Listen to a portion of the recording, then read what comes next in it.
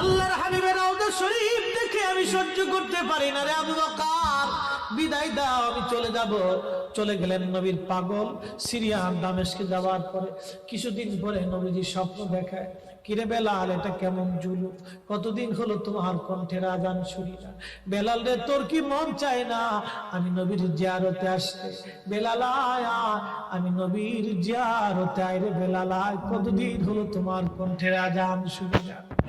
স্বপ্ন যখন নবীজি দেখাইছে, এ মুসলমান, হযরতে বেলাল সুদূর সিরিয়ার দামেস্ক থেকে পাগলের মতো দৌড়াইলেন, পাগলের মতো ছুটে আসলেন। যখন মদিনাতে আসলেন তখন তাহাজ্জুদের সময় চলতেছিল। তাহাজ্জুদের সময় চলার সময় হযরত বেলাল রাদিয়াল্লাহু আনহু কাঠের জালি দিয়ে তখন রওজা শরীফ ঘিরে রাখা ছিল। ওই জালির পাশে বসে বসে জালির সঙ্গে মাথা ঠেকাইয়া নবীর পাগল বসে বসে গুম গুম গুম গুম করে কাঁদে আর বলে,